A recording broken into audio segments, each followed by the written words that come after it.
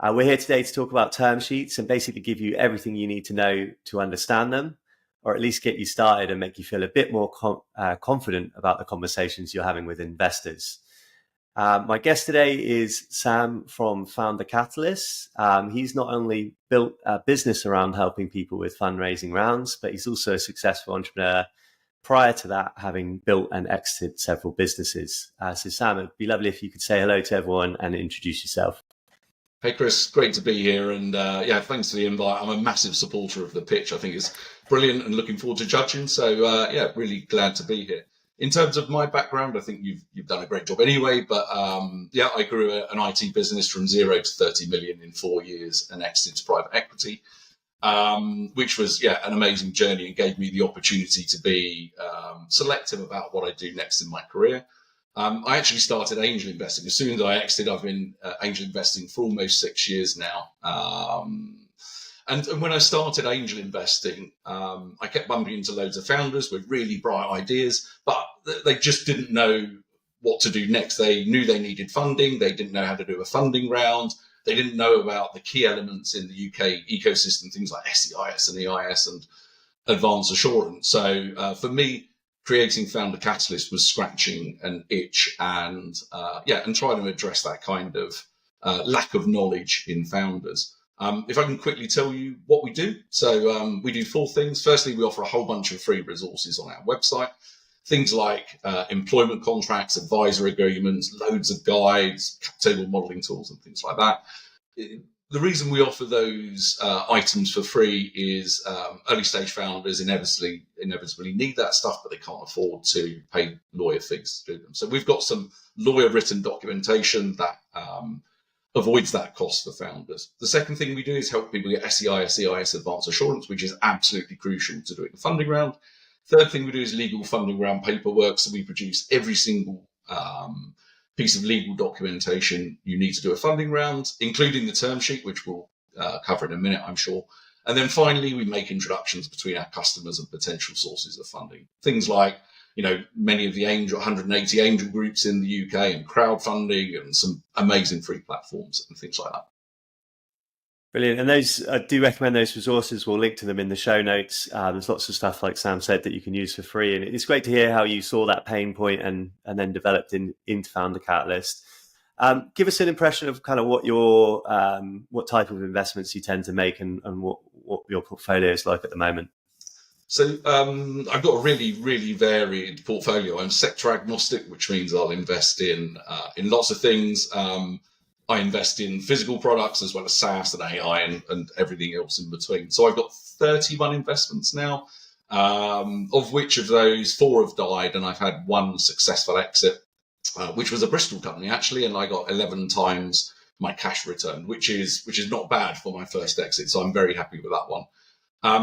In terms of preference, I've got a really strong preference for early stage SEIS type investment. My aim from the start was to build, rather than put a couple of £100,000 a year into one business, I wanted to invest in lots of businesses and have a broad portfolio. And I won't explain the reasons for that, but we've got a great article on our website that I'll send as well, which details why having a broad portfolio for me makes a lot more sense than just having 1 or 2 investments. I do happen to have quite a few AI investments, but lots of those were made before AI was trendy. Obviously, this year AI is all the rage. But my first couple of investments were in AI. But I've similarly got an investment in a company called Just Wears who make male underwear, for example. Probably my favorite investment, if I'm allowed to talk about that, is a company called Skin Analytics. And they make some amazingly clever AI that detects melanoma using a smartphone. So I just love that investment. That's a great purpose. Just Wears, they were a finalist in the pitch, so I'm aware. Amazing! I didn't know that. Yeah, they've been on Dragon's Den as well. The founder of that business, Yang, is a real personality, and for me makes just an amazing founder. She's hugely driven. She's charismatic. She's got an amazing sense of humour and just relentless in her pursuit of success for her business, which as an investor is really important. I think just the founder enthusiasm is really important. Yeah, and if I remember correctly, her opening line to her pitch was, "I only care about two things in this world: your balls." And it was just like that kind of, it just got everyone's attention immediately. It sort of made you laugh. And yeah, it was just really engaging speaker. So yeah, she did really well. Indeed.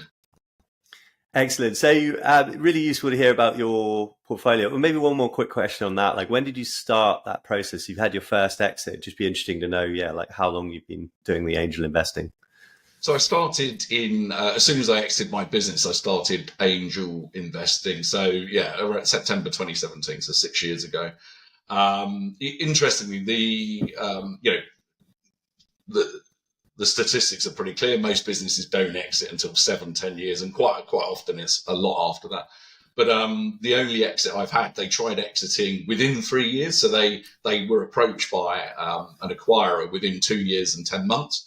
Which actually would have been a somewhat disappointing outcome for me, because if you exit within 3 years, you destroy your SEIS and EIS tax relief. So that would have been unfortunate timing. But fortunately, the deal dragged on a bit, as exits tend to do, and it was after the 3 years, so I got my expected tax reliefs. Amazing. And that, hopefully that's some useful context for everyone watching at home, that, what a portfolio might look like and how someone like Sam might get into it and kind of their priorities. Because I think it is, when you are looking for those particularly early stage investors, like understanding a bit about, people's motivations is really, really helpful, right? And like why they're doing this and what kind of level they invest at and that sort of thing. Brilliant. So let's get onto term sheets then. So it'd be good to just sort of start off by saying, when do these tend to happen in the conversation? And yeah, if we start with that context, and then we'll get into the kind of what people should look out for questions. Yeah, for sure. There's actually an interesting nuance here. So in early stage deals, it's usually the founder that's responsible for producing the term sheet anyway. So the things on a term sheet shouldn't be a surprise to the founder because they've written it. Now, in early stage deals, that game changes. And so for later stage, so if you're taking money from institutional VCs, then typically they will pay expensive lawyers, people like Shoesmith or DLA Piper or whatever, to produce all of the legal documentation and therefore the term sheet based upon that. But if you are doing a first or second funding round in the UK, typically under SEIS or EIS, then you will be responsible for producing the legals, and then secondly, producing the term sheet. Maybe it's worth covering what a term sheet is to start, actually, because everybody uses the phrase, but people may not know. So why does a term sheet exist? Let's start with that. So your legals will be 100 plus pages of documentation. You'll have a shareholder agreement and articles and various other things. And those two documents alone will add up to something like 100 pages. Nobody wants to read and negotiate around 100 pages. What they want to do is agree the high-level principles of how the investment will be made. So what rights and protections the investors will benefit from, what are the economics, and the fundamentals like, what am I investing in, what legal entity. So all of that stuff is summarized in a 4 or 5 page term sheet, which is then negotiated by the founder and the investor. And then once it's agreed, it's put in a drawer, and the full form documents, the real shareholder agreement and the articles, are built, hopefully based upon the principles that have been agreed in the term sheet. And the term sheet is a funny little document, actually, because every other document you sign as part of a funding round has an enduring, ongoing purpose. Whereas a term sheet, actually, once it's been negotiated, it's usually not legally binding, with a few caveats. So by signing a term sheet as an investor, I'm not obliged to put money into your startup. And actually, you're not obliged to take my money either, even though we've both signed the document. It's kind of an agreement in principle. And it's put in a drawer, and it's almost certainly never going to be referenced again, other than just checking that the real shareholder agreement and the articles match back to those high-level terms. So given that context, like it's important because it's kind of setting out the beginning of the conversation there, right? Like you're kind of putting your flag in the sand, so to speak. Yeah, exactly. So the term sheet will summarize the economics of the deal. So what valuation, how much are you raising? Are you offering SEIS, those kind of things. There'll be some statements of facts around, who the founders are, what the current cap table looks like, and what share classes are in operation, and more of that later. And then it will detail, the thing that investors really care about are the rights and protections that they're offered that are going to be offered under the paperwork. And I think we'll cover more of that in a minute. The first thing that every investor will go at in terms of negotiation is around that valuation. Every investor will go, oh, that's a bit too expensive, and that's more than I think. And that's just the way the game's played. And a more sophisticated investor will then start looking at the rights and protections, things like preemption, rise and drag and tag, and we'll cover more of those in a moment, I'm sure. And you mentioned a couple of different circumstances there. So smaller rounds, it might be founders doing them themselves. Like, what kind of support is available? Is that one of the free resources or something you help with? Yeah, absolutely. So people can produce a free term sheet from FounderCatalyst. You log in, enter details of you, your company, your funding round, and one of the documents you get for free is that term sheet. A secret between you and me, Chris, is and the audience, of course, is that actually most term sheets for early stage SEIS and EIS investments are ridiculously standardized, because early stage investors want to make use of SEIS and EIS, the amazing tax relief schemes, and the legislation surrounding those tax reliefs really clamp down on the terms that can be negotiated. So lots of the really advanced terms that VCs love and institutional investors, things like liquidation preferences and no dilution and anti-dilution clauses, all of those things are completely incompatible with SEIS, EIS. So actually you get a really, really thin set of terms that can be negotiated within an early stage term sheet. Of course, when you're taking VC investment, the gloves come off and all of those more advanced terms come into play. And what's really interesting is all of those advanced terms are, they're for the benefit of the investor rather than the founder. And you do get this concept with term sheets, whether they're founder friendly or investor friendly. And unfortunately, it's a zero sum game. If an investor asks for a right or protection, that is necessarily taking something away from the founder. Early stage, so when you're doing friends and family or a first SEIS round, for example, the term sheet is generally very founder friendly. And then the later stage, the later you go, the more investor friendly that term sheet becomes. And when we get onto that sort of later stage round, going to VCs, with the founder at that point getting a term sheet, would they always get legal advice? Like, is that something that you think that they can do sort of DIY or? Yeah, don't DIY a VC negotiation would be my very, very strong tip. There is an interesting information asymmetry here where the investor knows the game much, much better than you, orders of magnitude better. And their lawyers even more so. The lawyers to do a large funding round will be paid 20,000, 50,000, 100,000, whatever it is. And they do this day in, day out. So they understand the terms much better than you as a founder will, even a sophisticated founder. So if I was doing a funding round with a sophisticated VC, I'd certainly take legal advice. There are just so many nuances and the old word here or there that could bite you in a year or two's time, or it may be when you come to exit. It may be when you're forced out of your own company. There are lots of scenarios that are unpleasant. So yeah, I think it's for the purpose of spending a few £1,000s on a lawyer to check the T's and C's for you. That's money well spent for sure. Got it. So let's get into some of the specific elements in term sheets, and we want to focus on the early stage deals here, so pre-seed and seed. Sure. That's the primary pitch audience. But let's talk about valuation first. So what do people need to consider, and how does it work in a term sheet? On a term sheet, it's very straightforward. There will be a pre-money valuation. It's usually stated as a pre-money. So how much is the business worth before any investment? There is a similar phrase, post-money valuation, which is typically the pre-money valuation plus the incoming cash. But yeah, and it is, on a term sheet, it is literally one line saying what the valuation is. Now, how you arrive at the valuation, well, that's a totally separate podcast, I think, Chris. That's many hours of conversation.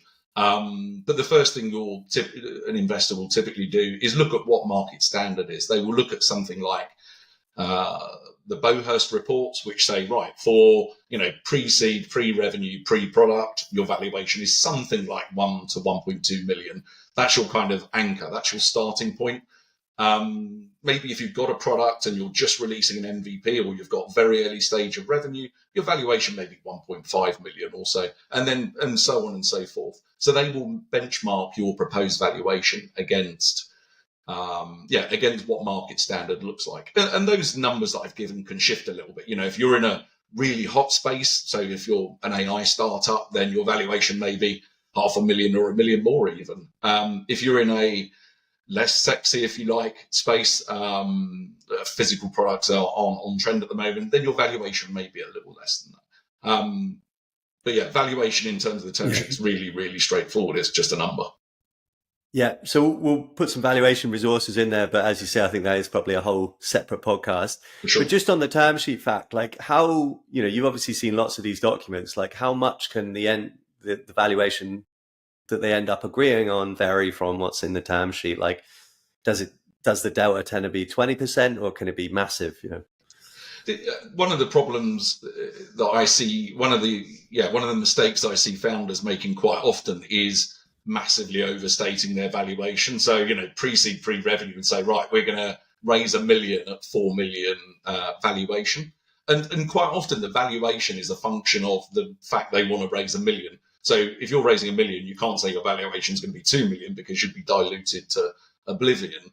So there's two mistakes there. The first is, what you probably don't want to do pre-seed, pre-revenue is raise $1 million. What you want to do is raise 250 up front and then maybe $500,000 when you've got more traction and a bit more after that. Quite often founders confuse that and lump all of the million together, which then creates a problem because you need a very high valuation. The problem with having a very high valuation, if my typical investment is £25,000, £30,000, for example, if your valuation's 4 million and you're raising $1 million, then my 30,000 isn't going to make a dent. It's a drop in the ocean. And therefore I'll walk away. And the reason I'll walk away is if I think your valuation should be about 1.5 million and it's at 4, there's too far to negotiate down. So I'll just give up. It's like walking into a car lot and knowing you've got a budget of 50k and seeing a 100k car. You wouldn't even bother test driving it because you're never going to be able to negotiate down. So what founders need to consider is, what does normal look like? Can I split my raise into multiple tranches or use Agile so it looks more investor friendly to start with? Sorry, does that answer the question? Absolutely, but just define what Agile means there, because I think that's a useful tool, perhaps. Yeah, so this is our most popular type of fundraising now. So typically you do what's called a normal price round, where it's like herding cash. You have to get all your investors lined up at the same time. Everybody signs all the documentation and you get all the cash, which is fine, but you get things like investor attrition where it might take you 3 months to close your round and people get bored and invest in something else or change their mind or whatever. So there's this new fancy Agile fundraising, which allows you to use something called an adherence agreement, and you can sprinkle these around like confetti. And then when people are ready, they can literally invest with one signature. So they sign one document. You don't have to worry about approval from your existing shareholders and investors because you've already covered that. So at the start of an Agile round, your existing shareholders sign a document that waives preemption rights. That means you don't need a shareholder resolution and you don't need to worry about consent, which means that the only thing that needs to happen is one document signed by the investor, board minutes that you can sign yourself, and issuing a share certificate. It allows you to take investments in literally 5 minutes rather than have to herd the cats into that kind of one big close. So you could take a 250 grand round and maybe just close sort of 50 grand off, and then 3 months later close another tranche. Yeah, or you can raise, 10 grand today and 20 grand tomorrow and da-da-da-da. It allows you to, spread that over time rather than having to herd cats, like I say. Okay, that's really, really useful. So let's go on to share classes then. So what are the key things to give us the context and then the key things to look out for? So in an early stage business, my very, very strong recommendation is just to keep ordinary shares. So all existing shareholders, all founders, all investors get ordinary shares. Very straightforward. There's no risk to SEIS and EIS by creating a preference accidentally in the shares. And everybody gets rights, as in dividends, economic outcome, and voting rights, which are pro rata to the number of shares they own. So really, really straightforward. It's usual. So if there are different share classes, that is usually not in the founder's benefit anyway, because it will be investors wanting additional rights tagged to those share classes. So early stage, keep it simple is the motto, and yeah, just ordinary shares for everybody is a best practice.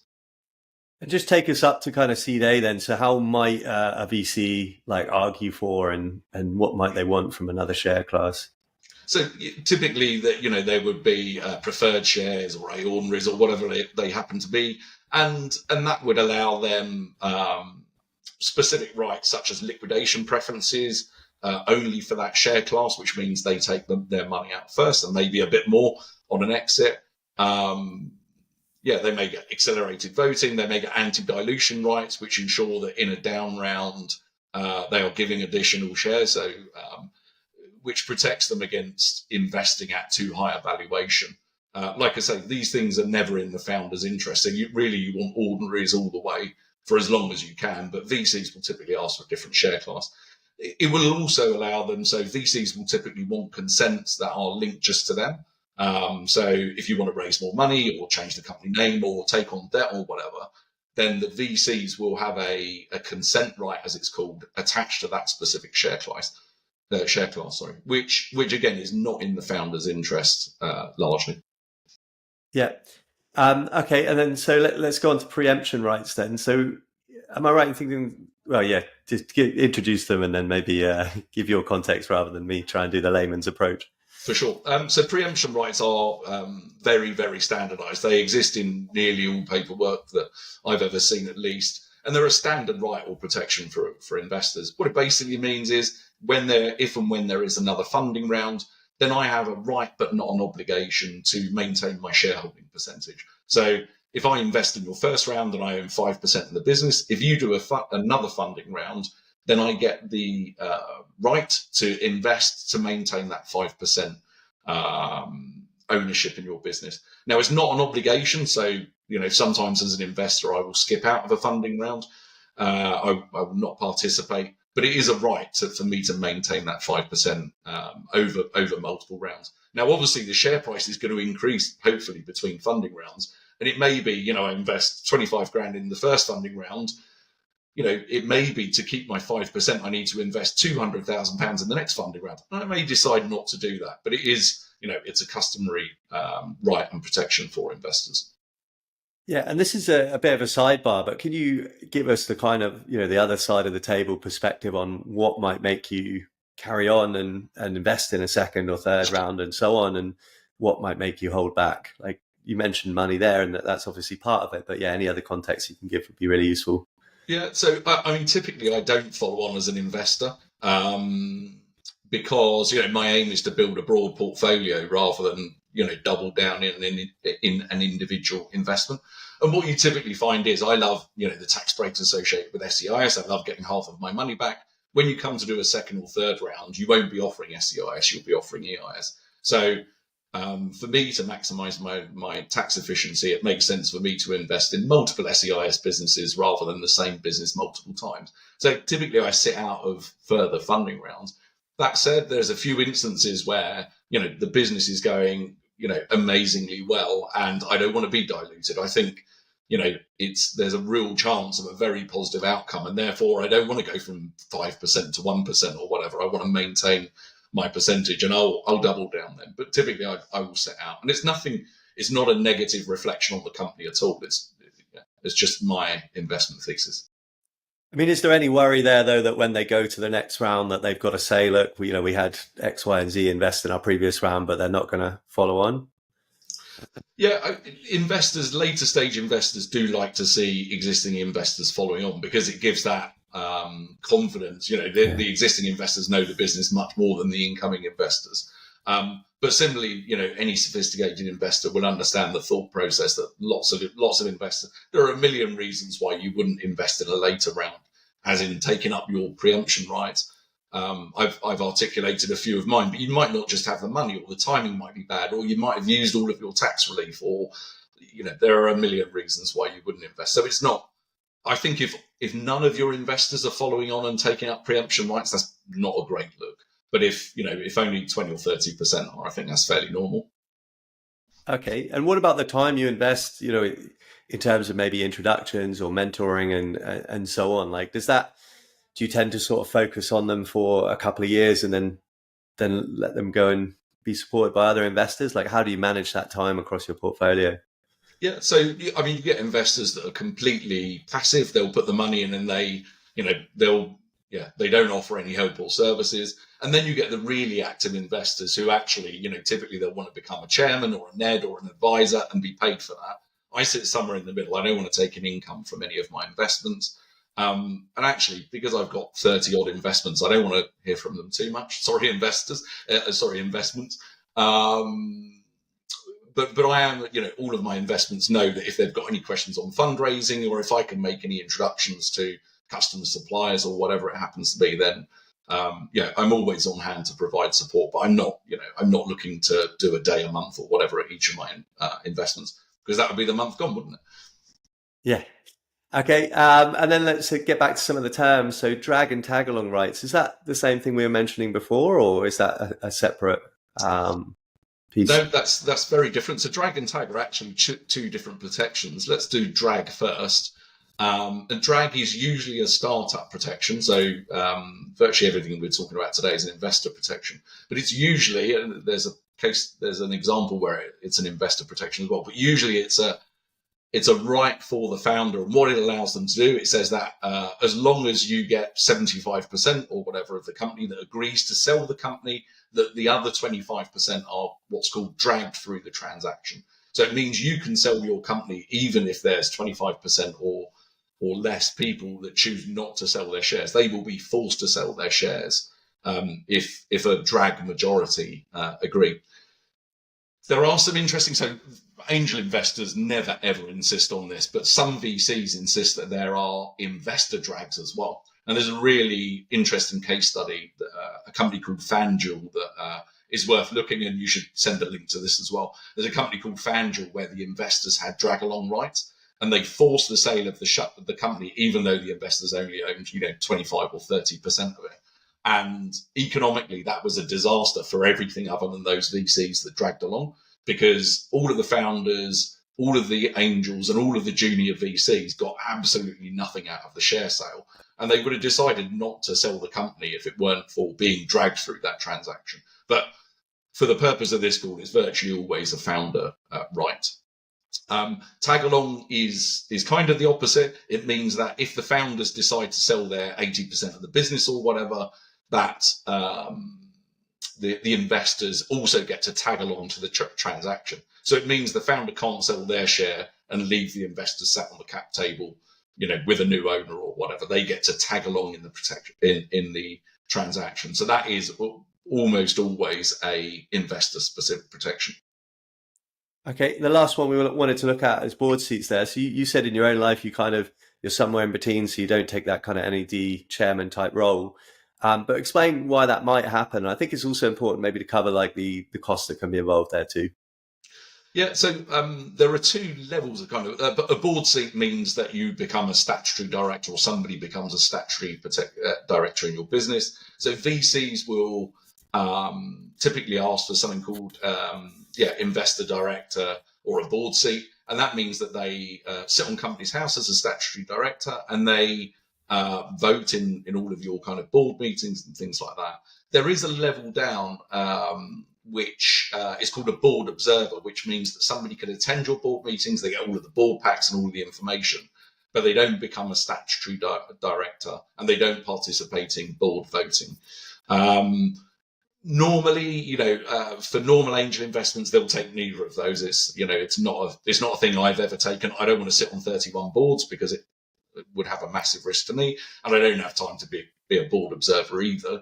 If you're taking investment from an angel group, an angel network, for example, they may have a board observer seat where they can, sit on your boards and get access to the information. When you take VC cash, they virtually always take a board seat. So they will have an investor director that sits on your board alongside you to make sure that you're doing everything you should be.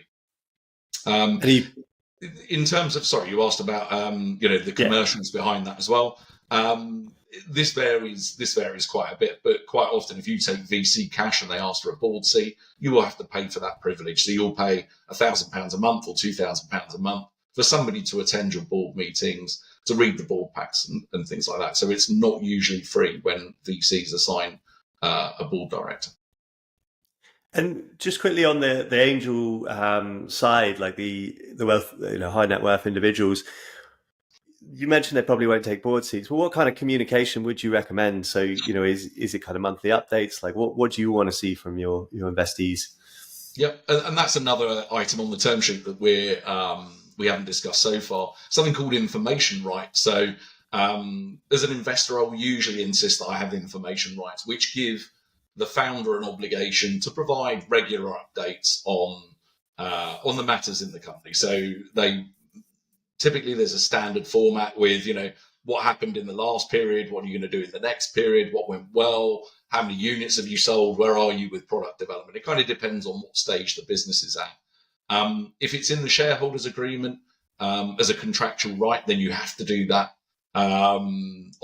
Usually it's a quarterly update or something like that. If the shareholders agreement is silent, then you're not under any obligation to provide those updates. But remember, at some point, you'll probably need your investors' support, whether it's a new round, whether it's, voting on something, whatever it happens to be. Your investors are much more likely to help you if they've received regular updates. If they only hear from you once a year when you need something from them, that is not a great relationship from an investor's point of view. Yeah, absolutely. And then finally, it'd be great to hear your top tip for people looking to get, at that pre-seed and seed stage that are looking to approach VCs. Yeah. So my tip for people looking to approach VCs in the first funding round is don't. And the reason for that is I see a huge amount of early stage founders wasting a massive amount of time chasing VCs too early. So you need to understand what investor type is appropriate depending on what stage of your business. If you are pre-seed and pre-revenue and you're not deep tech, it's really, really unlikely that a VC they'll look at your business, they'll have lots of lovely conversations and meet you for coffee. You will waste months talking to the wrong type of investor and they won't invest because the answer will be, you're just too early for us. So SEIS and EIS are there to provide that really vital early stage funding. And my very strong suggestion is you should look for angels up until the point that you have sufficient traction that you look attractive to VCs. Now, every VC has a different rule on what that looks like, but one of the really well-known VCs in the UK, they won't invest unless you've got 40,000 monthly recurring revenue. Now, if you're pre-seed, pre-revenue, you haven't got anywhere near that. You're not out the starting blocks. You're nowhere near 40,000 a month. So you should focus on those early stage investors and leave the VC conversations until you have sufficient traction. But I just see such a huge amount of time wasted with founders chasing VCs when even in principle, the VCs just wouldn't invest in them. Brilliant. Well, look, thanks so much for taking the time to talk to us today, Sam. That's appreciated. It'd be great if you could just tell everyone, first of all, if they do want to approach you as an angel, how does that normally happen? What do you like on that front? And it can be, don't email me, that's fine, but it'd just be good to get that context. And then secondly, if they are interested in getting support from FounderCatalyst, like what's the best route on that too? Amazing. Yeah, so I love seeing founders. I love seeing pitches, and it's brilliant speaking to early stage entrepreneurs. Probably the easiest way is via LinkedIn. So Sam Simpson on LinkedIn. I'm sure you'll put a link in the comments as well, Chris. If you want to talk more about fundraising, you want to understand how SEIS and EIS can help. You want to understand more about term sheets and anything else. I love nattering about anything early stage equity. Then head to FounderCatalyst.com and there's a Calendly link so you can book a slot in my diary and we can have half-hour chat. Brilliant. Thanks again for joining us, Sam. A pleasure, Chris.